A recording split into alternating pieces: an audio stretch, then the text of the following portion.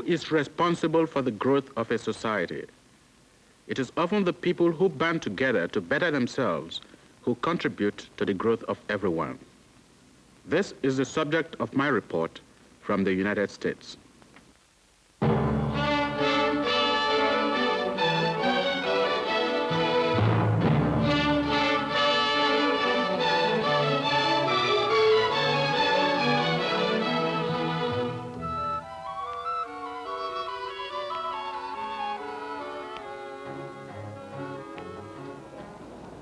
This is Michael Kubenji with another personal report from the United States. This time I am in New York, a city which has often been called the gateway to the New World, because most of the immigrants who came to this country passed through here. A large number of them went no further, and it is the needle trade skills which many of these immigrants brought to this country that was responsible for making New York City the center for America's garment industry. We are now in the heart of the garment district. And here in this city, one can see the great variety and diversity that characterize this huge industry, not only in its products, but also in its workers.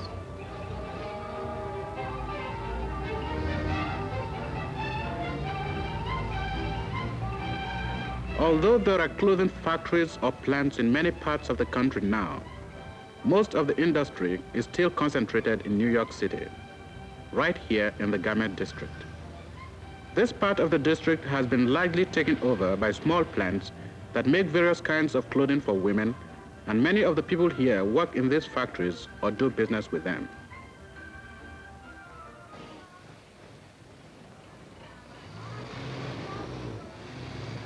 This plant, which specializes in making shirts and various kinds of women's sportswear, is typical of the small women's clothing factory. Most of the workers in the garment industry are organized into labor unions. These workers here are members of the International Ladies Garment Workers Union. The symbol of this organization is this label, which indicates that the clothing was made by union workers.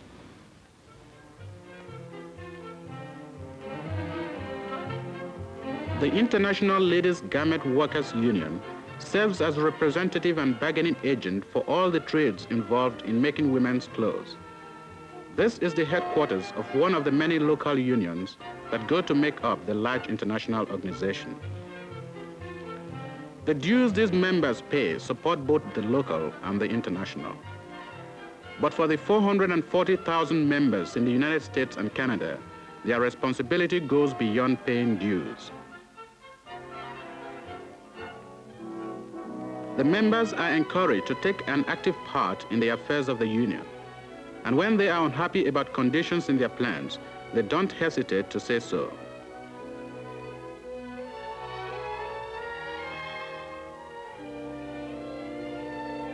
Their representatives work closely with management and try to settle all grievances through negotiations so that no work or wages are lost.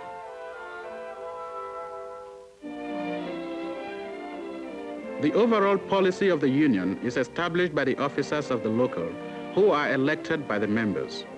These officers also represent the local on the governing board of the international organization, which has been largely responsible for broadening the activity and objectives of the union. One of the major objectives is the education of its members. In the local union, this is the responsibility of the educational director. It is his job to set up special training programs to help members improve themselves, both as workers and as citizens, working with the individual as well as with groups.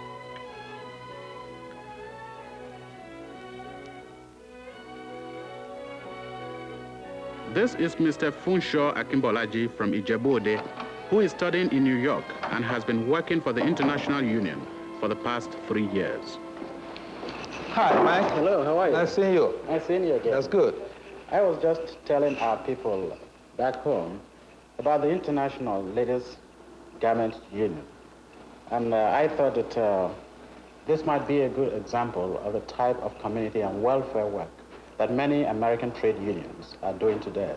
Indeed, you have a very good choice. the International Ladies Garment Workers Union take a very keen interest in the welfare of the members of the union, and they're doing a very good job too.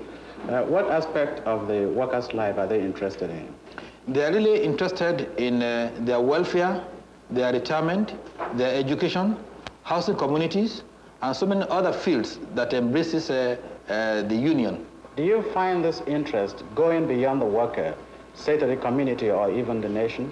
Oh yes, it is indeed. I agree with you. In fact, this embraces the community in the whole of the United States of America.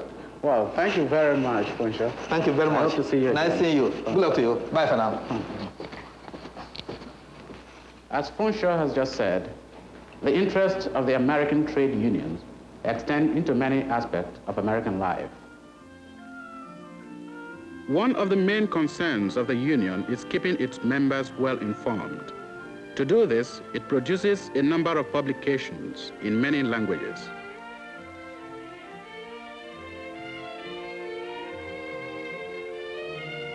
The counseling service is another example of the union's interest in the personal welfare of its members. A member may need legal guidance in dealing with a landlord. Another may require help in solving a family problem. Whatever the problem, each local union has a trained official to assist the individual member. Through services such as these, the standard of living for all members is constantly being improved.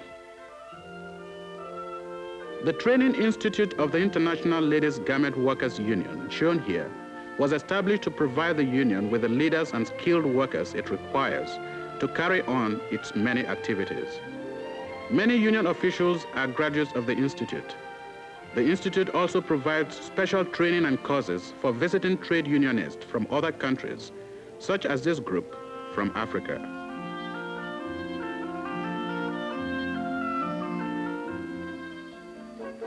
This large union health center is right in the heart of the garment district.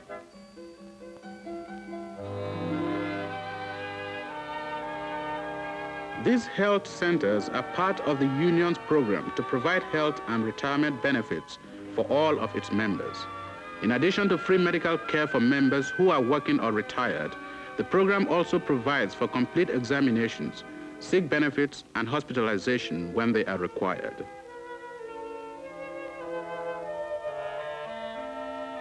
The cost of maintaining these health programs is paid for by the employer contributions required under the union's work contract.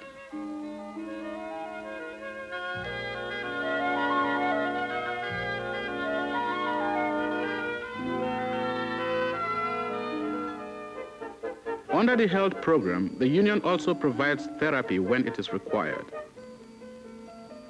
This worker is receiving special exercises to restore the strength in his fingers. This retired worker is receiving treatment for a bad shoulder.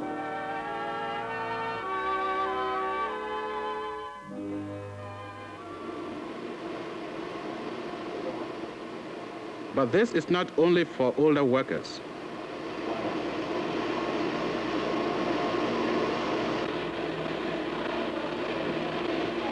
Physical therapy such as this is a means not only for treating the ailing, but also a way for keeping the members of the union healthy enough to continue working. And I'm back to my treatment.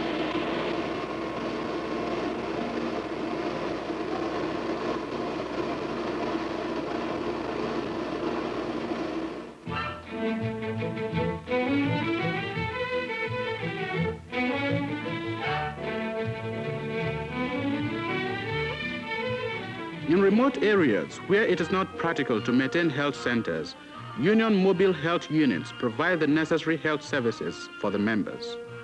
These mobile health units go directly to the factories where the members work. They work in a small dress factory such as this.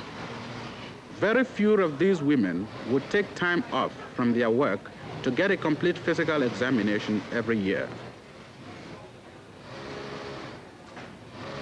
The mobile health unit, which tries to visit every plant once a year, makes it possible for these workers to have a thorough physical examination without losing a whole day's work. If it were not for these units, most of these women would rarely receive a physical examination. A doctor always travels with a mobile health unit, and a complete examination is provided free to every member who wants it. A report of the examination is sent to the member's doctor, who can then provide treatment if it is required. Most of the private doctors in these areas are very busy, and they find this diagnostic service very helpful.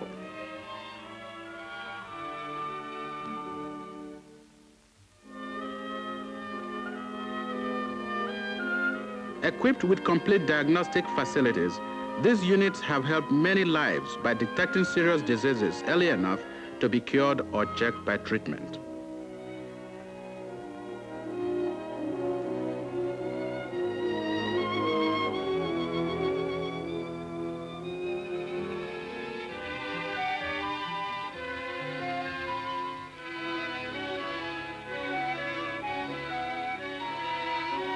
In other remote areas where there are not many doctors available and it is not practical to use health units, a different system was developed to provide health examinations for union members.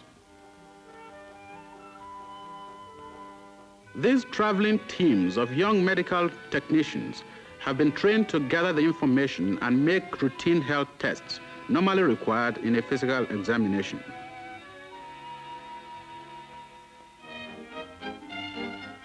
They visit the clothing factories in the more isolated areas at least once a year.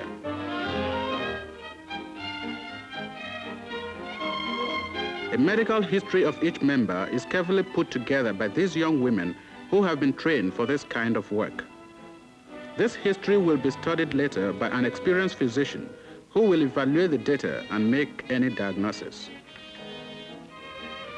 The eye test is only one of the many tests the team administers.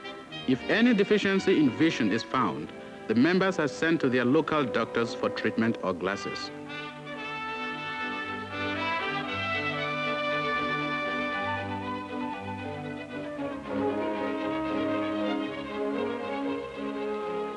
The blood tests are particularly important because when a person has a serious ailment, it often shows up here first. These girls give so many of these tests that they become very skillful in administering and analyzing them. The hands have long been a symbol of the International Ladies Garment Workers Union, and they were also adopted by the Harrisburg Institute of Medical Arts, which the union helped establish to train these young medical assistants. In 7 years, this school has grown from an idea to an institution. The girls who received this special training at the Institute are secondary school graduates with no medical preparation. The founder of the Institute is Dr. James Bloom, a regional medical director of the union. A successful practicing physician with many years of experience, he shares this professional knowledge with his young students through his teaching. Laboratory work and learning how to use the various kinds of diagnostic equipment is an important part of the students' training. And a good part of their training time is spent working in hospitals and other community institutions to get experience.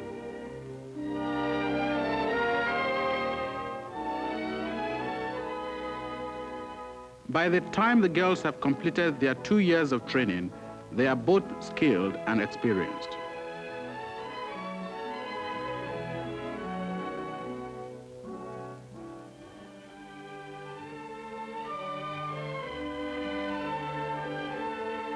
There is always a great demand for institute graduates, and although most of them go into community health work, some work for private physicians, serving as medical assistants.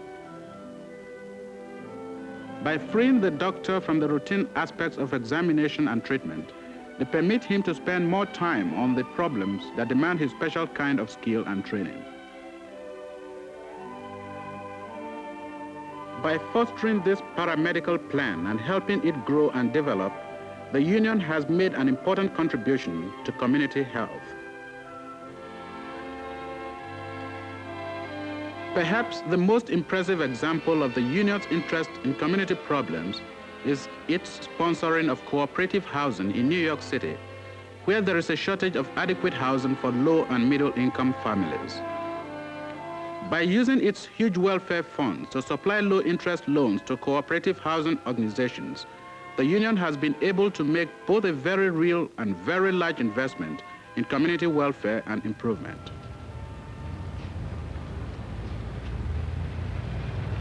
When you see housing developments, such as these, rising in areas which were formerly overcrowded slums, and when you see the other ways in which unions are working to improve living conditions for everyone, you can begin to appreciate the important role organized labor can play in making our society a better place to live. These buildings, I think, make an impressive monument to a union that has recognized this role and has proved how effectively it can be played. This is Michael Kubenji, sending regards from the United States.